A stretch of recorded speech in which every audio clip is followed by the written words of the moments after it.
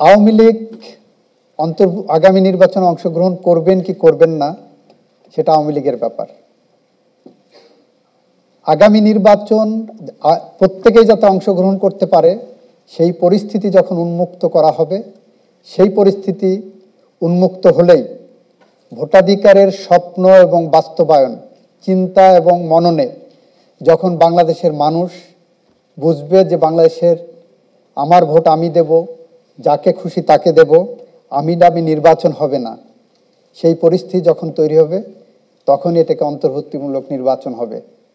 আওয়ামী লীগ বাংলাদেশের মানুষের দৃষ্টিতে, পৃথিবীর ইতিহাসে, পৃথিবীর মানুষের সামনে একটি স্বৈরাচারী রাজনৈতিক দল হিসাবে ইতিমধ্যে আবির্ভূত হয়েছে, যার ভূগোল, যার ইতিহাস, যার সাহিত্য সব কিছুর মধ্যেই ফ্যাসিজম রচিত হয়ে আছে।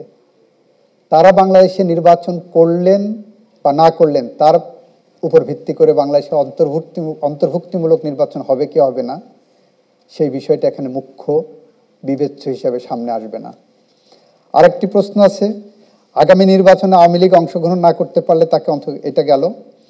জুলাই হত্যাকাণ্ডে আওয়ামী লীগ সভাপতি সহ অন্যান্য নেতাদের শাস্তি হলে তারা নির্বাচনে অংশগ্রহণ করতে পারবে কিনা? আইন বলে পারবে না। এ আইন শাশ্বত আইন। এ আইন ৭২ সালের পরের থেকেই চালু আছে। নতুন করে আইন সংশোধন করে বলতে হবে না যে উনি সাজাপ্রাপ্ত বা দণ্ডপ্রাপ্ত, শুধু উনি নির্বাচন করতে পারবেন বা পারবেন না।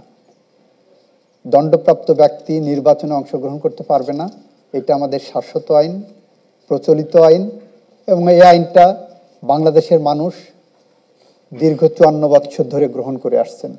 সুতরাং এখানে কোনো দ্বিধার কোনো জায়গা নাই, দ্বিধান্বিত হওয়ার কোনো সুযোগ নাই। পরবর্তী প্রশ্ন, বিএনপির চেয়ারপারসনের সাবেক প্রধানমন্ত্রী বেগম খালেদা জিয়া আগামী জাতীয় নির্বাচনে অংশ নিতে কোনো আইনগত বাধা আছে কিনা? ওনার যে মামলাগুলো আছে সেই মামলাগুলো ইতিমধ্যে অনেকটা খালাস হয়েছে, অনেকে মুক্তি আছেন, এবং সেখানে আইনগত কোনো বাধা আমি আপাতত দেখছি না।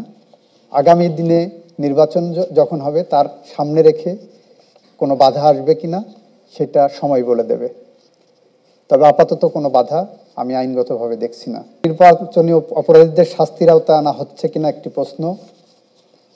ব্যক্তিগতভাবে আমি মনে করি এটা আনা উচিত। আমি প্রসিকিউটর হিসেবে থাকবো সেখানে, কিন্তু এটা পলিসির সিদ্ধান্ত। আপনাদের এই কনসার্নটা, এই দাবিটা সংশ্লিষ্ট নীতি নির্ধারকদের সাথে আমি নিশ্চয়ই কথা বলবো। সাবেক প্রধান বিচারপতি খায়রুল হক তত্ত্বাবধায়ক সরকার সম্পর্কিত রায় জালিয়াতি করেছিলেন বলে অভিযোগ রয়েছে। এই অপরাধের জন্য তাকে বিচারের মুখোমুখি করার বিষয়ে আপনার অভিমত কি?